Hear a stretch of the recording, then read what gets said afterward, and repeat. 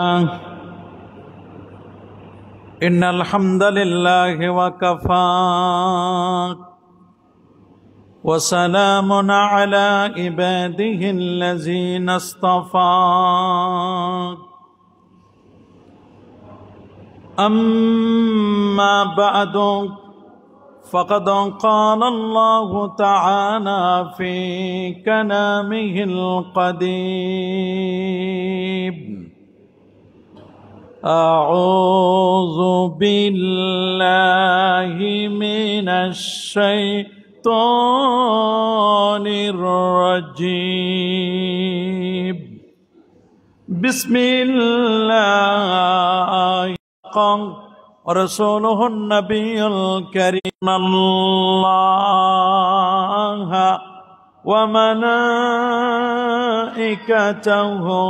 يصلون على النبي يا أيها الذين آمنوا صلوا عليه وسلموا تسليما الله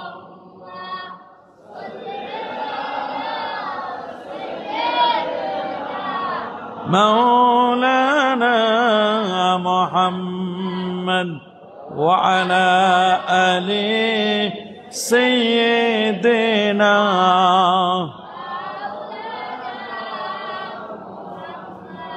আরেকটু জোরে জোরে মাহাব্বতে পড়ুন আল্লাহুম্মা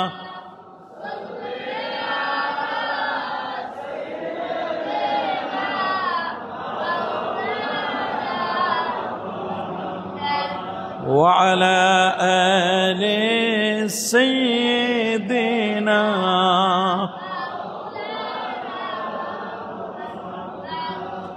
मदीना की हवा से जन्नती बो आती है खाके पाके मदीना में नूर जन्नत चमकते हैं बलागल उला कशफत दुजा बिजमालिही हसनत जमीओ सल्लो ला इलाहा इल्लल्लाह ला इलाहा ला इलाहा ला इलाहा सुब्हानल्लाह वल्हम्दुलिल्लाह ला इलाहा सुब्हानल्लाह वल्हम्दुलिल्लाह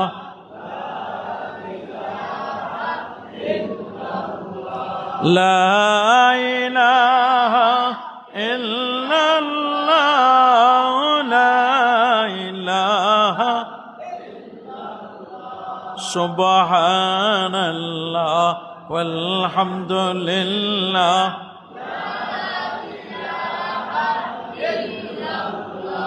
हस्बी रब्बी जल्लल्लाह मा फी क़ल्बी ग़ैरल्लाह नूर मुहम्मद सल्लल्लाह नूर मुहम्मद ला इलाहा सुब्हानल्लाह वल्हम्दुलिल्लाह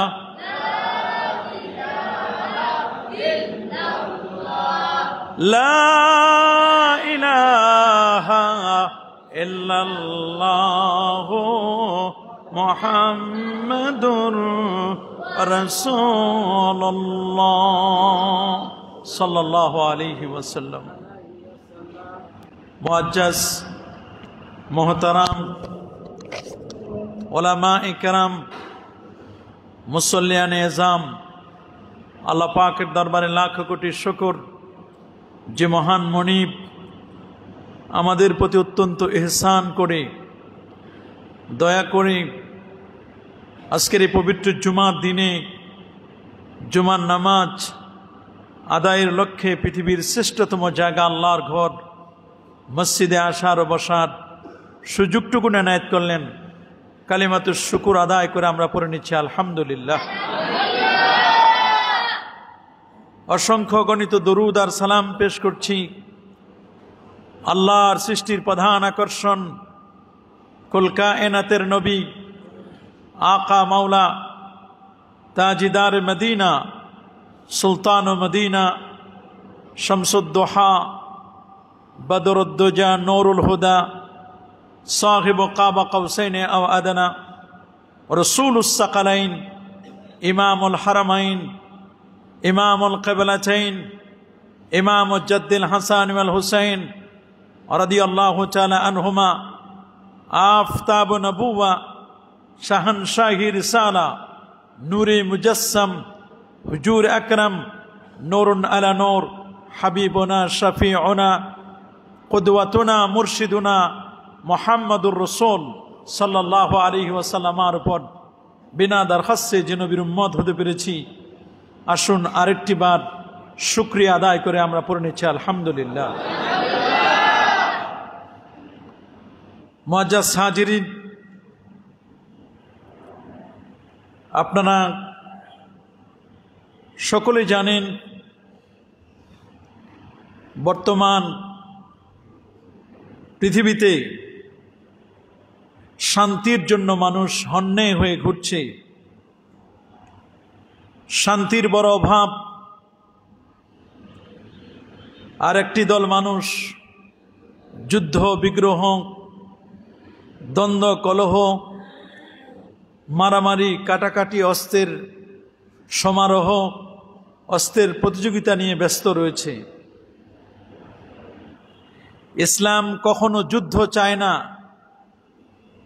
ইসলাম শান্তি চায়। ইসলামের মেসেজ হচ্ছে শান্তির মেসেজ। বর্তমান পৃথিবীতে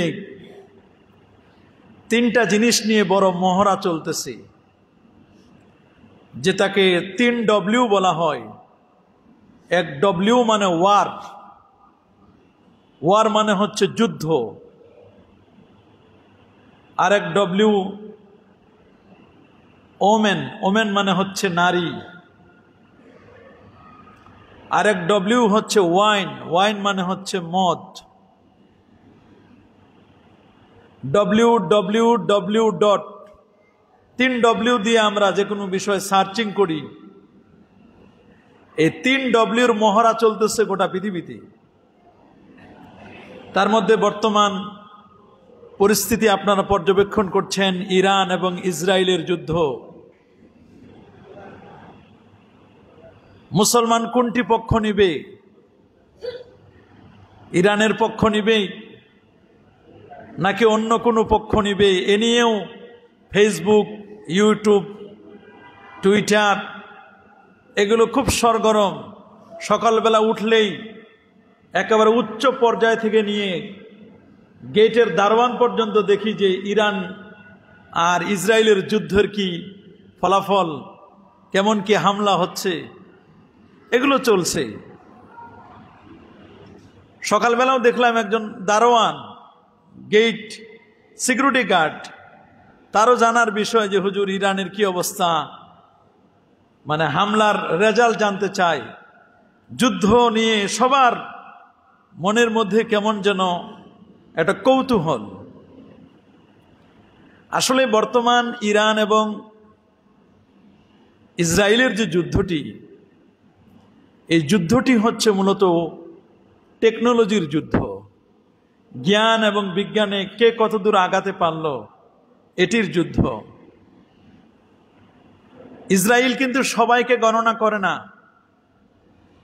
ইসরায়েল সবাইকে তাদের খাতার মধ্যে হিসাবে অঙ্ক মিলায় না। যখন দেখে কোনো একটি সম্প্রদায় কোন একটি জাতিগোষ্ঠী তাদের ওয়ার্ল্ড ওয়ার্ডার আছে, সায়েন্স অ্যান্ড টেকনোলজি আছে, যখন দেখা যায় এরা পারমাণবিক দিক দিয়ে এগিয়ে যাচ্ছে, এতে শুধু ইরান না, যে কোনো রাষ্ট্রই এগিয়ে যাক না কেন, ইসরায়েল, আমেরিকা, এদের টার্গেট হচ্ছে সে যে কোনো রাষ্ট্রই হোক না কেন, তাদের যদি ওয়ার্ল্ড ওয়ার্ডার থাকে, সায়েন্স অ্যান্ড টেকনোলজি থাকে, পারমাণবিক অস্ত্র বানানোর কোনো টেকনোলজি থাকে, তাহলে তারা পৃথিবীতে তাদেরকে রাখবে না, তাদেরকে নাস্তানাবুদ করে দিবে।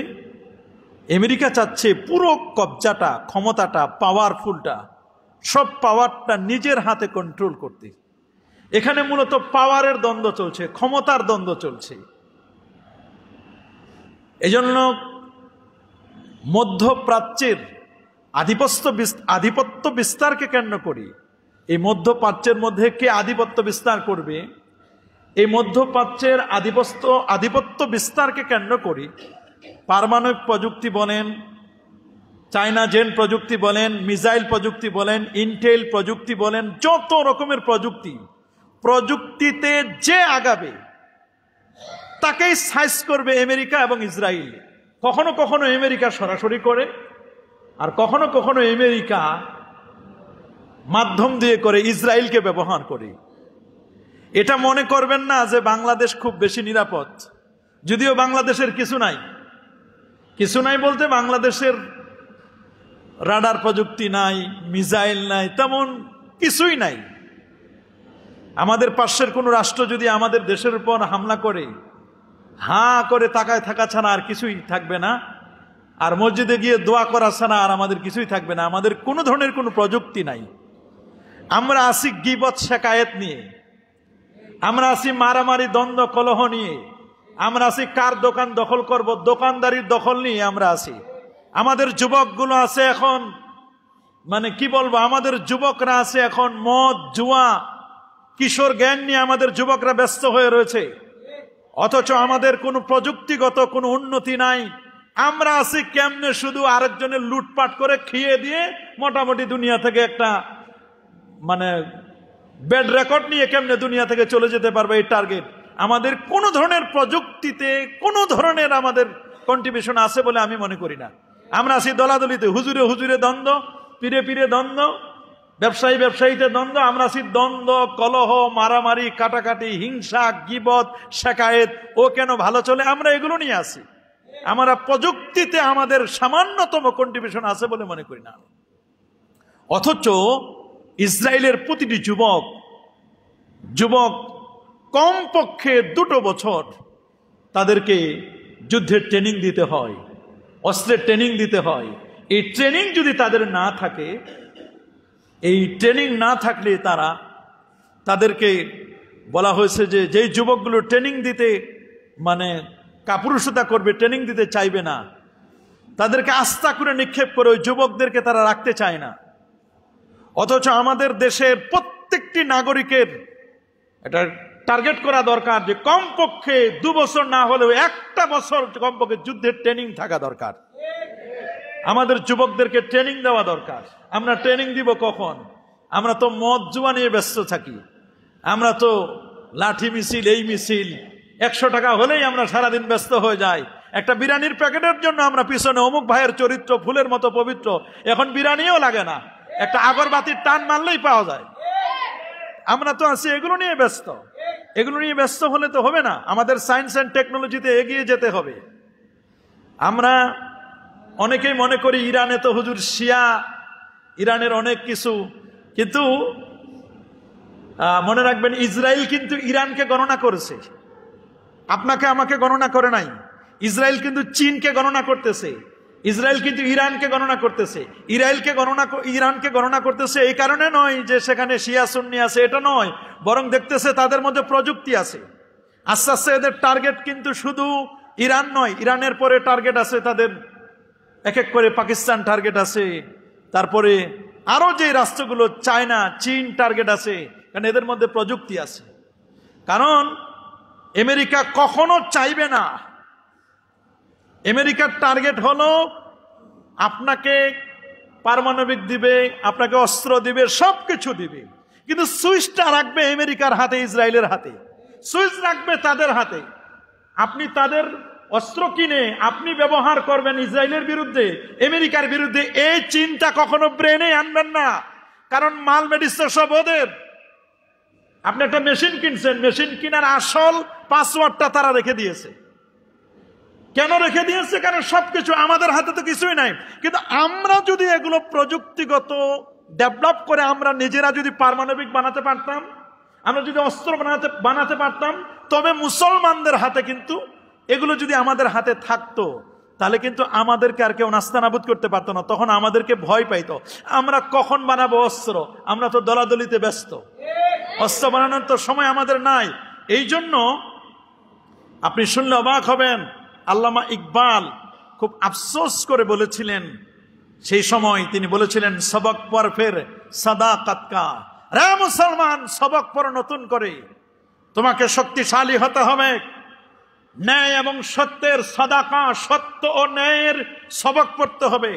সবক পর ফের সাদাকাত কা, আমানত কা, আমানতের সবক পড়তে হবে। সুজাআত কা, আমাদেরকে বীরত্বের সবক পড়তে হবে। ফের তুস্কো দুনিয়া কি ইমামত কা লিয়া যায়গা, তোমাদের থেকে নিয়ে যাবে, তোমাদের থেকে নিয়ে চলে যাবে তোমাদের নেতৃত্ব।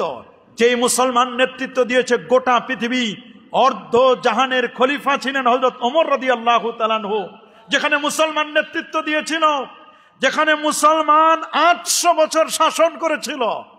আজকে সেই মুসলমান মুসলিম রাষ্ট্রগুলোর মধ্যে, ডোনাল্ড ট্রাম্প সৌদি আরবে আসলো, কয়েকশো নারীকে চুলের বাহার দিয়ে ডোনাল্ড ট্রাম্পকে স্বাগত জানালো সৌদি আরবের মতো রাষ্ট্র, নাউজুবিল্লাহ বলেন, সেখানে সিনেমা হল বানালো। তা আমাদের মুসলমানদের, মুসলিম নেতাদের দহরম মহরম, মুসলিম নেতাদের দহরম আর মহরম হলো ওই সমস্ত ইসরায়েল এবং আমেরিকার সাথে।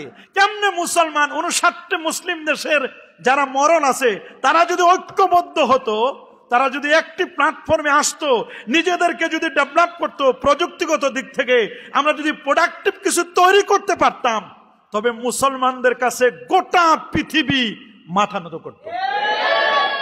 কারণ ন্যাচারাল রিসোর্স যত প্রাকৃতিক সম্পদ সব তো মুসলমানের হাতে।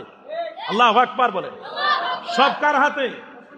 লোহার খনি মুসলমানের হাতে, প্রাকৃতিক গ্যাস এটা মুসলমানের হাতে, তৈলের খনি মুসলমানের হাতে, সব তো আমাদের হাতে।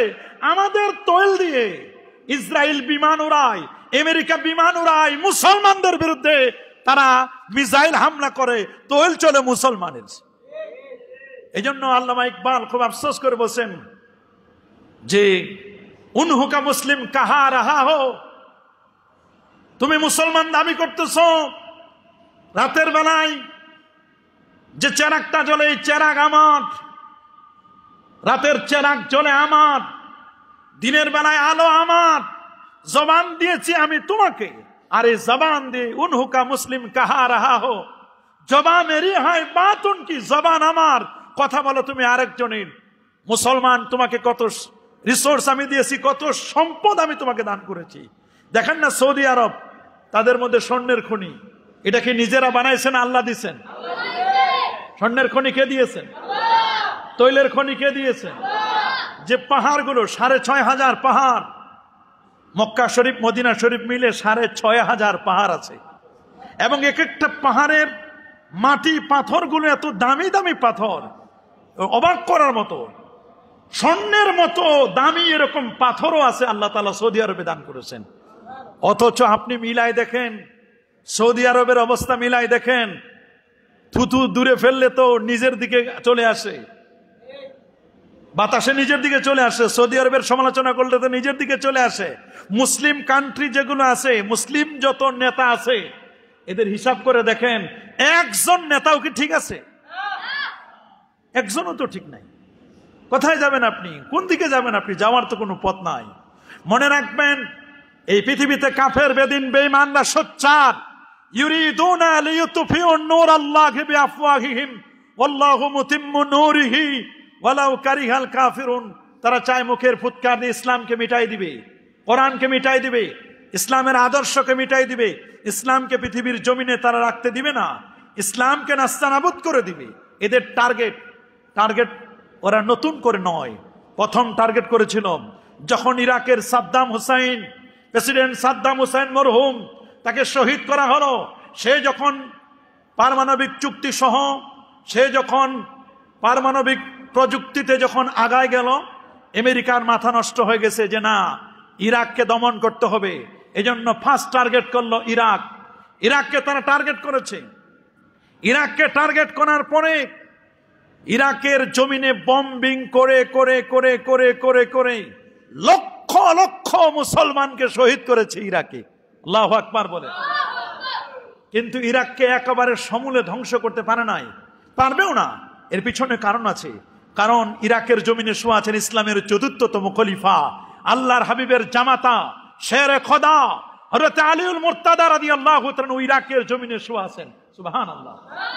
ওই জমিনের মধ্যে শোয়া আছেন ইরাকের জমিনে ইমাম আজম আবু হানিফা নোমান ইবনে সাবিত রাদিয়াল্লাহু তাআলা ইরাকের জমিনে শোয়া, যিনি আমাদের মাযহাবের ইমাম, 100 বার যিনি আমার আল্লাহকে স্বপ্নে দেখেছিলেন, যিনি একবার নয় দুবার নয় 55 বার নবীজির রওজা মুবারাকা জিয়ারত করেছিলেন। ইরাকের জমিনে ইমাম আজম আবু হানিফা, যাকে সিরাজুল উম্মতি, গোটা উম্মতের প্রদীপ বলা হয়েছে। রাসূল বলেছেন লাউ কানা দ্বীনু আলা সুরাইয়া, সুরাইয়া নক্ষত্রেও যদি ইলম থাকে, 7 আসমানের উপরে 7ম আকাশের উপরে সুরাইয়া নক্ষত্রেও যদি জ্ঞান থাকে, ওই জায়গা থেকে জ্ঞানটা ছিনিয়ে এনে যিনি মানুষের মাঝে বিতরণ করবেন, তিনি অন্য কেউ নয়, সালমান ফার্সির বংশে জন্মগ্রহণ করা ছেলেটি। তার নাম হচ্ছে সালমান ফার্সির বংশে জন্মগ্রহণ করা ছেলেটি, তার নাম নোমান ইবনে সাবিত। ইঙ্গিত দিয়েছেন আল্লাহ নবী, ইশারা করেছেন সে ইমাম আজম আবু হানিফার মতো ব্যক্তি ইরাকের জমিনে শোয়া, যে কারণে ইরাককে নাস্তানাবুদ করতে পারে নাই। ইরাকের জমিনে শোয়া আছেন ইমাম আহমদ বিন হাম্বল, যিনি 12.5 লক্ষ হাদিসের হাফেজ ছিলেন, 99 বার আল্লাহকে স্বপ্নে দেখেছিলেন।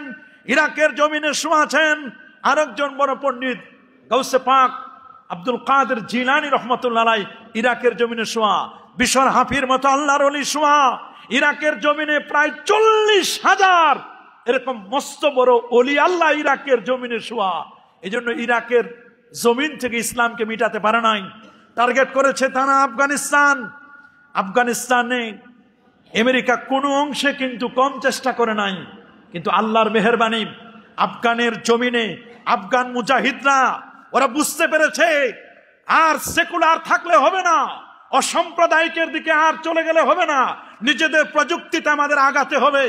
আফগান যখন দেখলো যে না, আমাদের এরা ওদের কাছে আমরা যত কিছু করি না কেন, আমেরিকা আমাদের প্রভু হিসাবে এরকম মনে করা হবে, ওরা আমাদেরকে এমন ভাবে চতুর্দিকে ব্যারিকেড দিয়ে রাখছে, যদি আমরা অস্ত্র কিনি সফটওয়্যার ওদের হাতে, অস্ত্র ব্যবহার আমরা করতে পারি না, যা কিছু আমরা করব সব তো ওদের কবজায়, শুধু আমাদের কাছে মনিটর দিয়ে দিয়েছে, রিমোট রাখছে ওদের হাতে।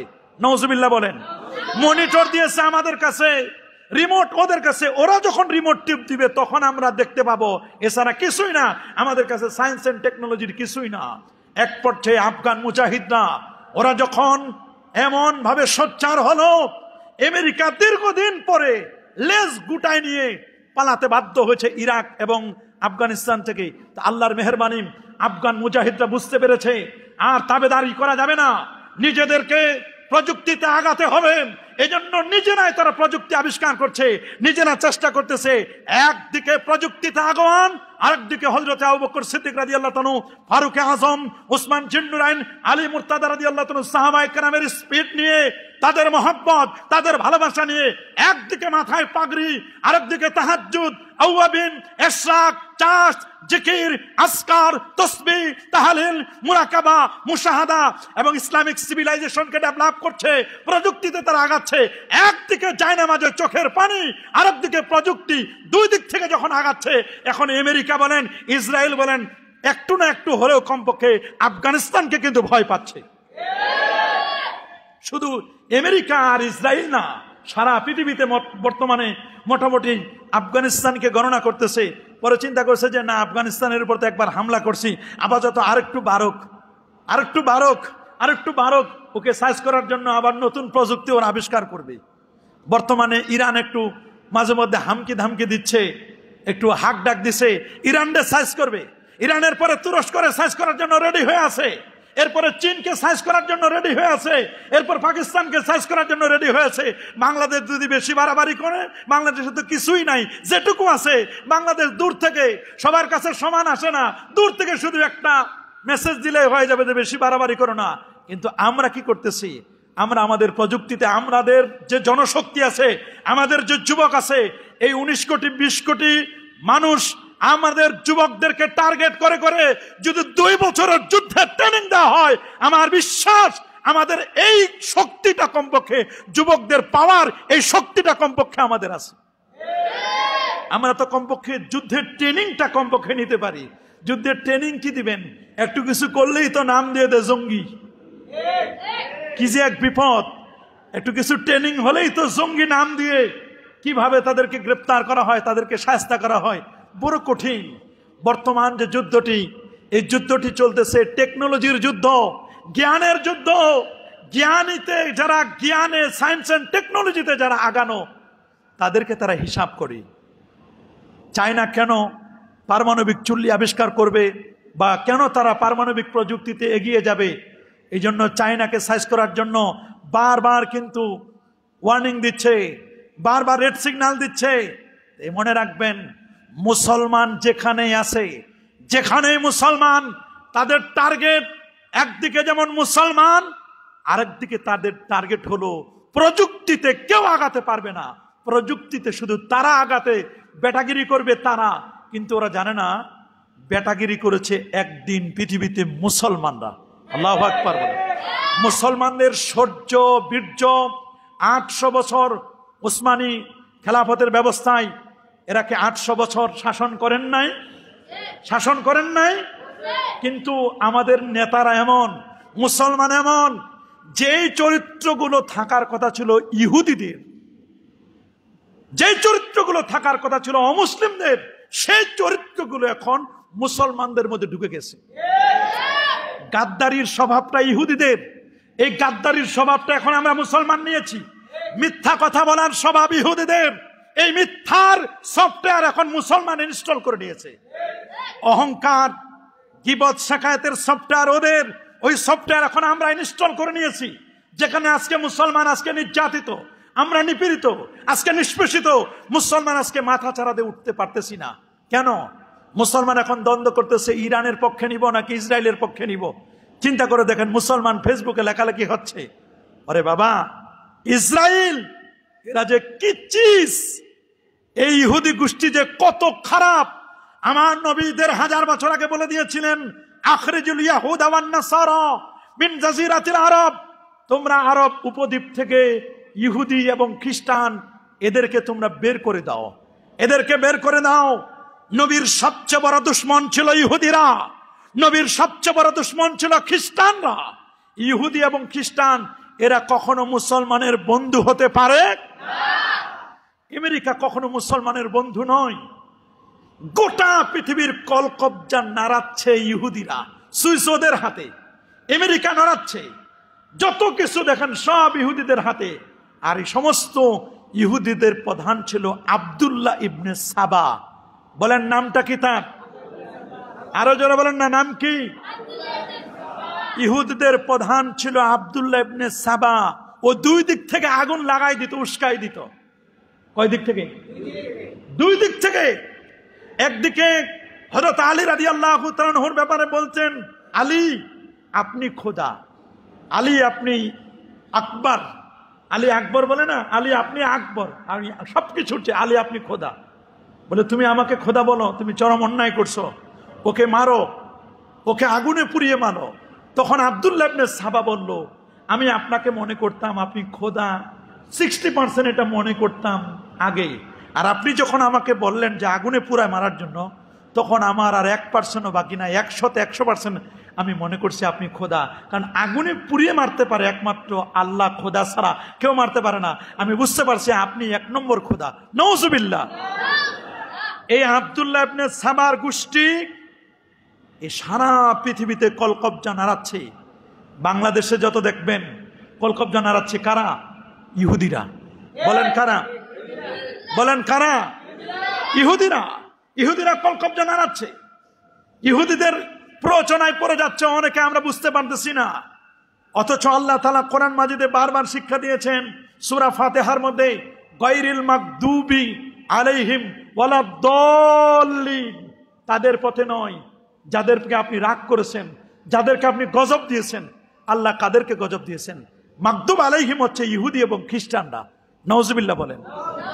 এই ইহুদি খ্রিস্টানদের কূটকৌশল, এরাই কিন্তু মুসলমানদের খেলাফত ব্যবস্থার মধ্যে দ্বন্দ্ব কলহ সবগুলোর মূলে হচ্ছে ইহুদি জাতি।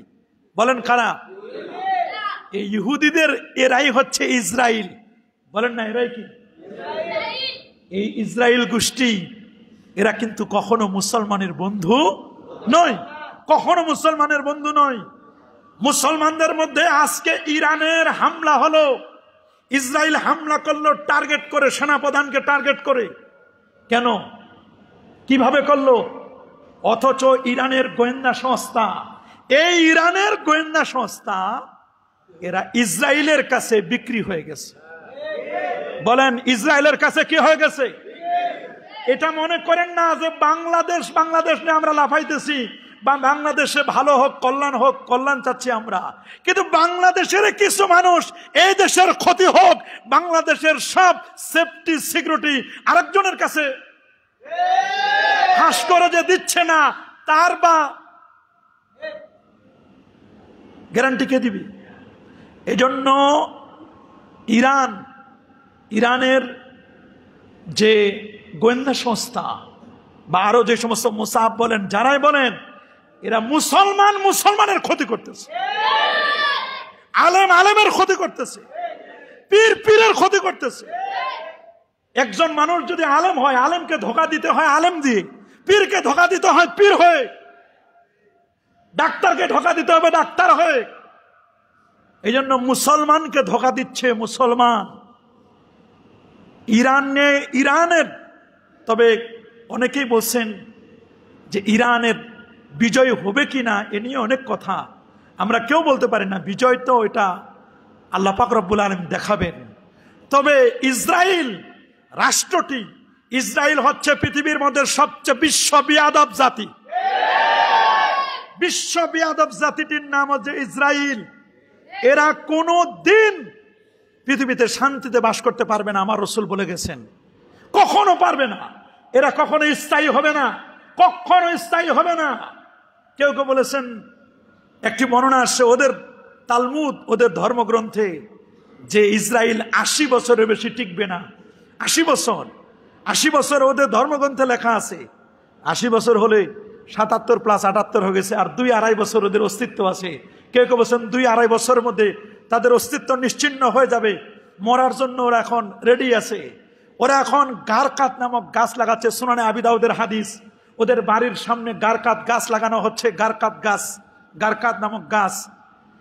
সেই দিন আর বেশি দিন নয়, ইমাম মাহাদি আসবেন, ঈসা রুহুল্লাহ আসবেন, দাজ্জাল আসবে। ইমাম মাহাদি, দাজ্জাল এবং ঈসা রুহুল্লাহ আসবেন। ওরা তো ঈসা রুহুল্লাহকে খুব বেশি খ্রিস্টান না, ওদের নবী দাউদ আলাইহিস সালামের ব্যাপারে, তারা দাউদ আলাইহিস সালামের ব্যাপারে তারা যে অপারেশন করেছে, নেতানিয়াহু তাদের অপারেশন তারা যে করছে, রাইজিং লাইন ইসরায়েলের যে অপারেশনগুলোর নাম দিয়েছে, সেখানে কিন্তু তারা তাদের ধর্মীয় বিষয়টাকে গুরুত্ব দিয়েছে।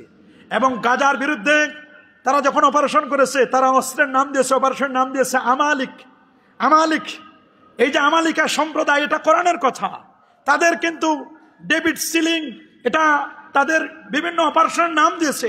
নামগুলোতে তাদের ধর্মীয় বিষয়গুলোকে তারা প্রায়োরিটি দিয়েছে। তারা তাদের ধর্মটাকে যথাযথভাবে পালন করছে। ইহুদিরা তাদের ইহুদি ধর্ম, খ্রিস্টানরা তাদের খ্রিস্টান ধর্ম, ইসরায়েল তারা তাদের ধর্মের ব্যাপারে অটল। অথচ মুসলমান তারা তাদের নিজের ধর্মের ব্যাপারে অটল না। আমরা ধর্ম লেভেল উপরের একটা, খোসা একটা, ভিতরে আরেকটা। মুসলমান আমাদের উপরে একটা লেভেল, ভিতরের আরেকটা লেভেল। উপরে বলি উপরে ফিটফাট, ভিতরে সদরঘাট। যদিও আগের সদরঘাট আর এখন নাই, সদরঘাট এখন অনেক উন্নত হয়ে গেছে। কি বলে, আগের সদরঘাট আছে নাকি? দেখবেন মুসলমানের চরিত্র মসজিদে একরকম, এই গেটটা পার হলে আরেক রকম চরিত্র, বাজারে গেলে আরেক রকম, বাড়িতে গেলে আরেক রকম। আমাদের চরিত্রের মধ্যে চেঞ্জ হয়, পরিবর্তন হয়, কালার চেঞ্জ হয়।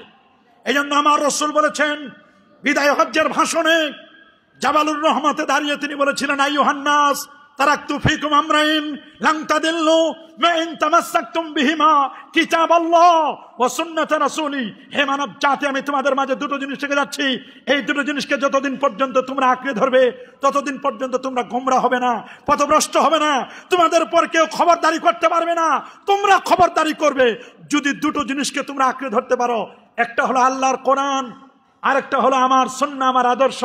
আপনি বলেন মুসলমানদের মধ্যে মুসলিম 59টা দেশের 59 জন নেতাকে ডেকে নিয়ে আসেন, একটা লাইনে দেন, একজন নেতাকে মুসলমানের নেতা হিসাবে বলে পরিচয় দেওয়ার মতো কিছুই থাকবে না। হয় কেউ ওয়াইন WXW ওয়াইন মদ নিয়ে ব্যস্ত, কেউ ওয়ার যুদ্ধ নিয়ে ব্যস্ত। মুসলিমরা ইয়ামানের পর হামলা করতেছে, মুসলমান, অন্য কেউ না, মুসলমানে হামলা করতেছে, ওয়ার নিয়ে যুদ্ধ নিয়ে ব্যস্ত। অথবা RXW ওমেন, নারী নিয়ে ব্যস্ত, নারী নিয়ে ব্যস্ত, মদ নিয়ে ব্যস্ত। সৌদি আরব ওরা নাস্তা করে আমেরিকায় গিয়ে। কথা বলেন কোন দেশের বলবেন? যত দেশের, পাকিস্তান বলেন, তুরস্ক বলেন, তুরস্ক একটু মোটামুটি ভালোর দিকে, আলহামদুলিল্লাহ এরকম কিছু কিছু রাষ্ট্র আছে, কিছু কিছু আছে, কিন্তু অধিকাংশ মুসলিম কান্ট্রির মুসলিম নেতারা তাদের অস্তিত্ব, ওরা শুধু তাদের প্রভু আমেরিকাকে খুশি করার জন্য ব্যস্ত। আমেরিকাকে চা না তেল মারে, এরকম আমেরিকাকে তেল না মেরে যদি সেজদায় পড়ে আল্লাহকে ডাকতো তাহলে আল্লাহ তাদের উপর বেশি খুশি হতো। মুসলমান মনে করে, সৌদি আরব সহ অন্যান্য রাষ্ট্রগুলো মনে করে আমাদেরকে বাঁচাবে আমেরিকা। আমেরিকা বাঁচাতে পারবে না, বাঁচাবেন আল্লাহ। বলেন বাঁচাবেন কে? মুসলমানের অস্তিত্ব আজকে বিলীন হয়ে যাচ্ছে, নাম কা ওয়াস্তা মুসলমান। এই জন্য আল্লামা ইকবাল খুব আফসোস করে বলছেন, ও জানে তুম হো না সারা তু তামাদ্দুন মে হনুদ জিনকে দেখে কে শর্মায়ে হুদ। খুব তো কহিছো দুনিয়া হতে বিদায় নিচ্ছে মুসলমান। প্রশ্ন আমার, মুসলিম সেথা সে কি আজ বিদ্যমান? চলন তোমার খ্রিস্টানিয়ার হিন্দুয়ানি তমদ্দুন, ইহুদিও আজ শরম পাইবে দেখিলে তোমার এসব গুণ। আজকে আমি নামে মুসলমান, কামকাজ সব হলো অমুসলিমদের, নামমাত্র মুসলমান। যদি আপনি বাজারে যান, কিনবেন, দুধ কিনতে যাবেন, বলবে হুজুর মুসলমানের দুধ কিনবেন না, হিন্দুর দুধ কিনেন। বলে কেন? মুসলমান দুধে পানি মিশায়। মুসলমান দুধে, কার দুধ কিনবো? বলে হিন্দু দুধ কিনেন। কেন? হিন্দুরা গরুকে মা মনে করে, ওর দুধে কখনো পানি মিশাবে না, কমপক্ষে এতটুকু আছে তার, সে তার ধর্মকে মনে করে যে না, আমার ধর্মে এটা করা যাবে না। অথচ এইটা বলা দরকার ছিল মুসলমানের, এই চরিত্রটা হওয়া দরকার ছিল। ঈদ আসলে, রমজান আসলে, ভালো কোনো ফেস্টিভ্যাল উৎসব আসলে ওরা প্রোডাক্টের পর ছাড় দেয় ইহুদি খ্রিস্টানরা, ওদের বড়দিনকে কেন্দ্র করে, ইভেন মুসলমানের রমজানকে কেন্দ্র করে তারা। আর মুসলমান ব্যবসায়ী যারা, ওদের খেতে খেতে খেতে খেতে পেটে এমন চর্বি পড়ে গেছে, আরো খেতে চায়, আরো খেতে চায়, পেটটারে মাটি দিয়ে ভরে না পর্যন্ত পেট ওদের ভরবে না, ওরা রমজান আসার আগেই দামের জিনিসপত্রের দাম বাড়ায় দেয়। গীবত, শাকায়েত, মিথ্যা, খুন খারাপি, রাহাজানি। সামান্য বাসের 1 টাকা ভাড়াকে কেন্দ্র করে 2 জনে মরছে, শুনেন নাই? 2 জনে মরল। বাবা শুধু অর্থ দেয় নাই, মদ খাবার জন্য, মদের জন্য টাকা দেয় নাই, এই জন্য বাবাকে ছুরি দিয়ে কোপায়া কোপায়া মারছে। দেখেন না সাভারে? এই যে দেখেন অবস্থা। কেন আজকে মুসলমান যেই চরিত্রগুলো মুসলমানের থাকার কথা ছিল সেই চরিত্রগুলো নিয়ে নিয়েছে ইহুদি খ্রিস্টানরা। ওরা এখন গবেষণা করে, মুসলমানের কোরআন নিয়ে গবেষণা করে ইহুদিরা, মুসলমানের হাদিস নিয়ে গবেষণা করে ইহুদি খ্রিস্টানরা। ওরা মাটির নিচে তৈরি করেছে বড় বড় ইসলামিক সেন্টার তৈরি করে করে মুসলমানের সায়েন্স অ্যান্ড টেকনোলজি, প্রযুক্তি, মুসলমানের সবগুলো প্রযুক্তি নিয়ে তারা এখন আগাচ্ছে। অ্যাটম বোমার আবিষ্কার, এটা মুসলমানদের। কাদের বলেন না? কাদের? প্রযুক্তি মুসলমানদের। যত রকমের ভালো ভালো প্রযুক্তি সব তো মুসলমানদের। কারণ মুসলমানের কোরআনে সূরাতুল হাদিদ লোহা, লোহা ছাড়া এটম বানানো যাবে না। লোহা পদার্থবিজ্ঞানের কথা কোরআন বলেছে। এমন কোন সেক্টর নাই যেটার কথা আল্লাহ তাআলা কোরআনে বলে দেন নাই। কোরআনে সব আছে। আমরা তো কোরআন পড়তেই পারি না, গবেষণা তো বহুত দূরের কথা। আমাদের যুবকরা গবেষণা করবে কখন? ওরা তো আছে লাঠালাঠি লই, হল দখল নিয়ে ব্যস্ত, দখলদারিত্ব নিয়ে ব্যস্ত আছে। আমাদের যুবকরা কখন গবেষণা করবে? আমাদের তো গবেষণা নাই, আমাদের কোনো গবেষণা নাই। আমাদের নামাজ নাই। নামাজ আছে, আমরা নামাজ পড়ে লোক দেখানো। কি দেখানো? একজন লোক তো বললো যে হুজুর আমি 42 বার হজ করছি, আপনি আমার ঠের পান নাই, ঠিক পান নাই আমারে। বললাম ঠিক তো পাইলাম, 42 বার হজ করো, তা আপনি কাবার যে তালিম শিক্ষা, হজের যে স্পিড, হজের যে শিক্ষা, তা তো আপনি পান নাই। গাধা যদি 40 বারও হজ করে, গাধা গাধাই থাকে, ওটা আলহাজ হবে না। কথা বলেন? এই জন্য মুসলমান নাম কাজটা নামাজে হলে হবে না। আমাদের নামাজ হলো লোক দেখানো নামাজ। আমাদের হজ হলো আলহাজ লেখার হজ। আলহাজ লিখতে হবে। কোনো ডিগ্রি তো নাই। এখন তো মুফতি হইতে পারবো না, মুহাদ্দিস হইতে পারবো না। একটা ডিগ্রি নেওয়া যাবে, খালি 5-7 লাখ টাকা খরচ করলে আলহাজ ডিগ্রিটাতে নেওয়া যাবে। আমরা ডিগ্রি নেওয়ার জন্য ব্যস্ত হয়ে যাই। এই ডিগ্রি নেওয়ার হজ করলে হবে না। সাহাবায়ে কেরামের কি প্রেম, কি ভালোবাসা, তাদের কি মহব্বত ছিল। হযরত ইতবান বিন মালিক রাদিয়াল্লাহু তাআলা বিখ্যাত একজন সাহাবী। আমি এবছর ওনার বাড়িতে গেছিলাম। রাসূলুল্লাহর প্রিয় সাহাবী ইতবান বিন মালিক রাদিয়াল্লাহু তাআলা আনহু, সাহাবীর বাড়িটা ঘিরে দেওয়া আছে। সুবহানাল্লাহ। উনি রাসূলুল্লাহকে এত বেশি মহব্বত করতেন, এত বেশি ভালোবাসতেন, উনি জীবনের শেষ বেলায় একটু অন্ধ হয়ে গেলেন, পায়ে একটু ব্যথা, হেঁটে মসজিদে নববীতে যেতে পারে না, কষ্ট হয় অনেক। নবীজির কাছে এসে বললেন, ইয়া রাসূলুল্লাহ, ইয়া হাবিবাল্লাহ, আপনার নুরানি চেহারা মোবারক দেখে আমার জীবনকে আমি ধন্য করি, আপনার পিছনে নামাজ পড়ি, বড় ভালো লাগে।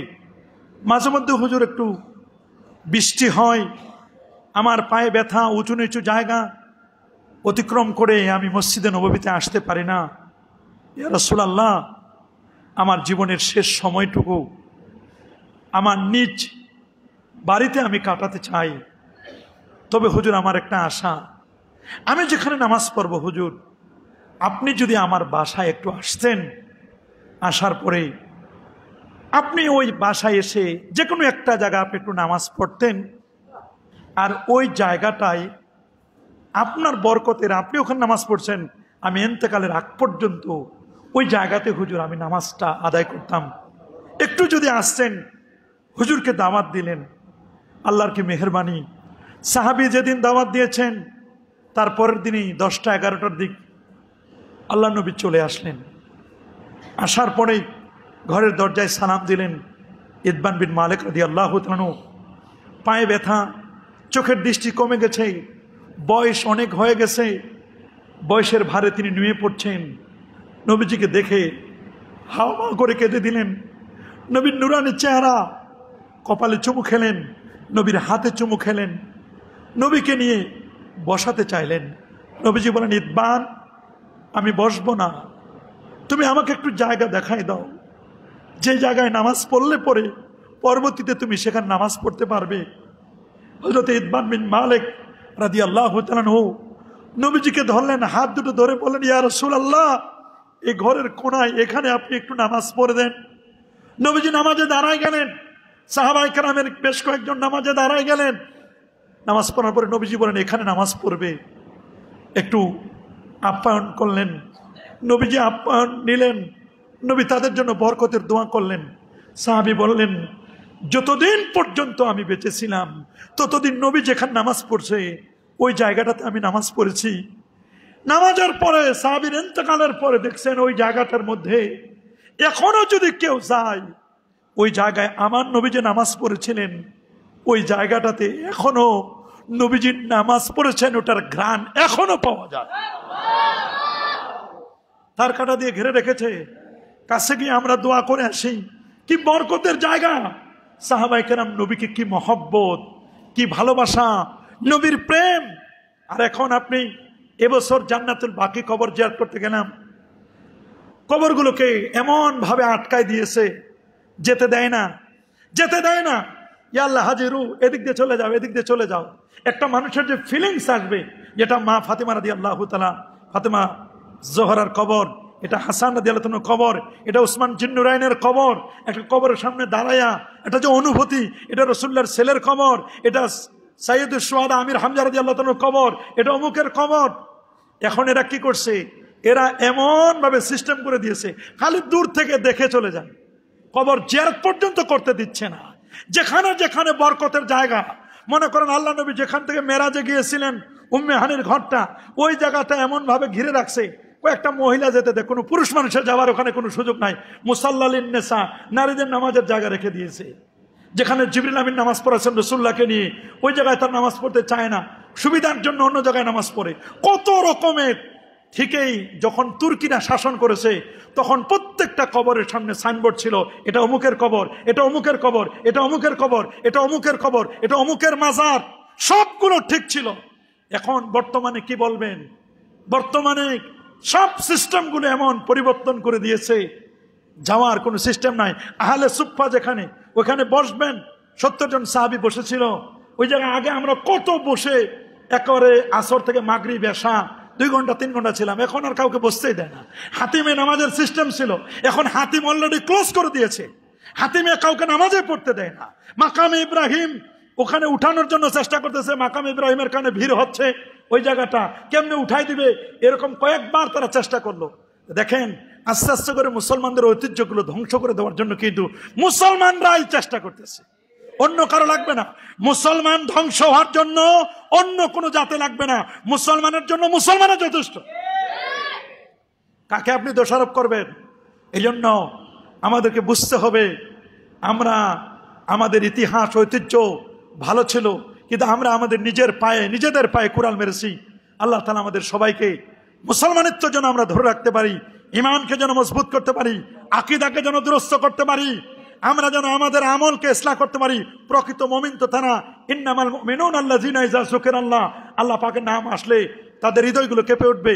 যখন কোরআন আয়াত তেলাওয়াত করা হবে, ইমানের জজবা চলে আসবে, এরাই হচ্ছে প্রকৃত মুমিন। আল্লাহ আমাদের প্রকৃত মুমিন হবার তৌফিক দান করুন। আল্লাহ আমাদের মুসলমানদেরকে বিজয় দান করুন। আল্লাহ আমাদেরকে ইহুদিদের করায়ত্ত থেকে আল্লাহ আমাদেরকে হেফাজত করুন। ফিলিস্তিনকে আল্লাহ মুক্ত করে দিন, স্বাধীনতা অর্জন করার তৌফিক দান করুন। দাঁড়িয়ে